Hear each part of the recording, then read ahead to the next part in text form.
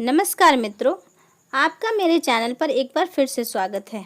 आज आप दुर्गा अष्टमी की व्रत कथा का श्रवण करेंगे। दुर्गा अष्टमी आश्विन कृष्ण पक्ष की अष्टमी को आता है। इस दिन दुर्गा देवी की पूजा की जाती है। भगवती दुर्गा को उबाले हुए चने, हलवा, पूरी, खीर, पुआ आदि का भोग लगाया जाता है। बहुत से व्यक्ति इस महाशक्ति को प्रसन्न करने के लिए हवन आदि भी करते हैं। जहाँ शक्ति को अधिक मान्यता दी जाती है, वहाँ बहुत बड़ा उत्सव मनाया जाता है। इस दिन कुंवारी कन्याओं को भोजन कराएं। हिंदुओं के प्राचीन शास्त्रों के अनुसार दुर्गा देवी 9 रूपों में प्रकट हुई हैं। उन सब रूपों की पृथक पृथक कथाएं इस प्रकार हैं। महाकाली। एक बार जब पूरा संसार प्रलय से ग्रस्त हो गया था, चारों ओर पानी ही पानी दिखाई देता था, उस समय भगवान विष्णु की नाभि से एक कमल उत्पन्न हुआ। उस कमल से ब्रह्मा जी निकले। इसके अलावा भगवान नारायण के कानों से कुछ मैल भी निकला। उस मैल से मधु और कैटंभ नाम के 2 दैत्य बन गए। जब उन दैत्यों ने चारों ओर देखा तो ब्रह्मा जी के अलावा उसे कुछ भी दिखाई नहीं दिया। ब्रह्मा जी को देखकर वे दैत्य उनको मारने दौड़े। तब भयभीत हुए ब्रह्मा जी ने विष्णु भगवान की स्तुति की। स्तुति से विष्णु भगवान की आंखों से जो महामाया ब्रह्मा की योग निद्रा के रूप में निवास करती थी, वह लोप हो गई और विष्णु भगवान की नींद खुल गई। उनके जागते ही दोनों दैत्य भगवान विष्णु से लड़ने लगे। इस प्रकार 5000 वर्ष तक युद्ध चलता रहा। अंत में भगवान की रक्षा के लिए महामाया ने असुरों की बुद्धि को बदल दिया। तब वे असुर विष्णु भगवान से बोले, हम आपके युद्ध से प्रसन्न हैं, आप जो चाहें वर मांग लें। भगवान ने मौका पाया और कहने लगे, यदि हमें वर देना है तो वर दो कि दैत्यों का नाश हो। दैत्यों ने कहा, ऐसा ही होगा। ऐसा कहते ही महाबली दैत्यों का नाश हो गया। जिसने असुरों की बुद्धि को बदला था वह महाकाली थी। दूसरी महालक्ष्मी। एक समय महिषासुर नाम का एक दैत्य हुआ। उसने समस्त राजाओं को हराकर पृथ्वी और पाताल पर अपना अधिकार जमा लिया। जब वह देवताओं से युद्ध करने लगा तो देवता भी उससे युद्ध में हारकर भागने लगे। भागते भागते वे भगवान विष्णु के पास पहुँचे और उस दैत्य से बचने के लिए स्तुति करने लगे। देवताओं की स्तुति करने से भगवान विष्णु और शंकर जी सब प्रसन्न हुए। तब उनके शरीर से एक तेज निकला जिसने महालक्ष्मी का रूप धारण कर लिया। इन्हीं महालक्ष्मी ने महिषासुर दैत्य को युद्ध में मारकर देवताओं का कष्ट दूर किया।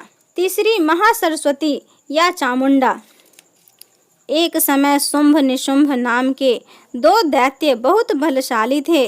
उनसे युद्ध में मनुष्य तो क्या, देवता तक हार गए। जब देवताओं ने देखा कि अब युद्ध में नहीं जीत सकते, तब वे स्वर्ग छोड़कर भगवान विष्णु की स्तुति करने लगे।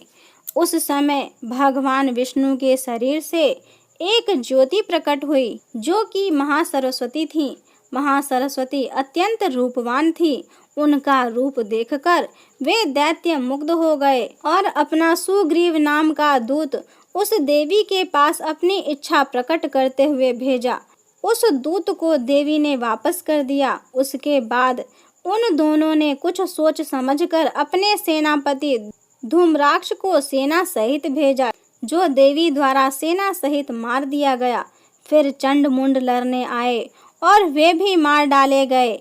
इसके बाद रक्त बीज लड़ने आया, जिसके रक्त की एक बूंद जमीन पर गिरने से एक वीर पैदा होता था। वह बहुत बलवान था, उसे भी देवी ने मार गिराया। अंत में चामुंडा से शुंभ निशुंभ स्वयं दोनों लड़ने आए और देवी के हाथों मारे गए। सभी देवता दैत्यों की मृत्यु के बाद बहुत खुश हुए और अपना अपना कार्य करने लगे। चौथी योगमाया। जब कंस ने वसुदेव देवकी के 6 पुत्रों का वध कर दिया था और 7वें गर्भ से शेषनाग बलराम जी आए, जो रोहिणी के गर्भ में प्रवेश होकर प्रकट हुए, तब 8वां जन्म कृष्ण जी का हुआ, साथ ही साथ गोकुल में यशोदा जी के गर्भ से योग माया का जन्म हुआ, जो वासुदेव के द्वारा कृष्ण के बदले मथुरा में लाई गई थी। जब कंस ने कन्या स्वरूपा उस योग माया को मारने के लिए पटकना चाहा कि वह हाथ से छूट गई और आकाश में जाकर देवी का रूप धारण कर लिया। आगे चलकर इसी योग माया ने कृष्ण के साथ योग विद्या और महाविद्या बनकर कंस, चाणूर आदि शक्तिशाली असुरों का संहार करवाया। पांचवी रक्तदंतिका। एक बार वैप्रचीति नाम के असुर ने बहुत से कुकर्म करके पृथ्वी को व्याकुल कर दिया। उसने मनुष्य ही नहीं बल्कि देवताओं तक को बहुत दुख दिया। देवताओं और पृथ्वी की प्रार्थना पर उस समय दुर्गा देवी ने रक्तदंतिका नाम से अवतार लिया और वैप्रचीति आदि असुरों का मान मर्दन कर डाला। यह देवी असुरों को मारकर उनका रक्तपान किया करती थी। इस कारण से इनका नाम रक्तदंतिका विख्यात हुआ। छठी शाकंभरी। एक समय पृथ्वी पर लगातार 100 वर्षों तक पानी की वर्षा नहीं हुई। इस कारण चारों ओर हाहाकार मच गया। सभी जीव भूख और प्यास से व्याकुल होकर मरने लगे। उस समय मुनियों ने मिलकर देवी भगवती की उपासना की। तब जगदम्बा ने शाकंभरी नाम से स्त्री रूप में अवतार लिया और उनकी कृपा से जल की वर्षा हुई, जिससे पृथ्वी के समस्त जीवों को जीवन दान प्राप्त हुआ। सातवीं श्री दुर्गा। एक समय भारतवर्ष में दुर्ग नाम का राक्षस हुआ। उनके डर से पृथ्वी ही नहीं, स्वर्ग और पाताल में निवास करने वाले लोग भी भयभीत रहने लगे थे। ऐसी विपत्ति के समय में भगवान की शक्ति ने श्री दुर्गा और दुर्गसेनी के नाम से अवतार लिया और दुर्ग राक्षस को मारकर ब्राह्मणों और हरि भक्तों की रक्षा की। दुर्ग राक्षस को मारने के कारण ही तीनों लोकों में इनका नाम दुर्गा देवी प्रसिद्ध हो गया। आठवीं भ्रामरी। एक बार महा अत्याचारी अरुण नाम का एक असुर पैदा हुआ। उसने स्वर्ग में जाकर उपद्रव करना शुरू कर दिया। देवताओं की पत्नियों का सतीत्व नष्ट करने की वह कुचेष्टा करने लगा। अपने सतीत्व की रक्षा के लिए देव पत्नियों ने भौरों का रूप धारण कर लिया और दुर्गा देवी की प्रार्थना करने लगे। देव पत्नियों को दुखी जानकर माता दुर्गा ने भ्रामरी का रूप धारण करके उन असुरों को उनकी सेना सहित मार डाला और देव पत्नियों के सतीत्व की रक्षा की। नौवीं चंडिका। एक बार पृथ्वी पर चंडमुंड नाम के 2 राक्षस पैदा हुए।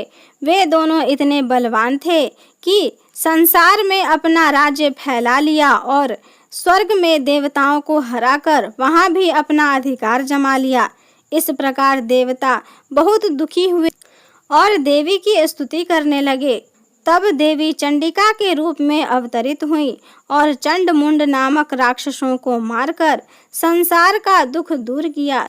देवताओं के अधिकार से गया स्वर्ग पुनः उन्हें वापस दिया। इस प्रकार चारों ओर सुख का साम्राज्य छा गया।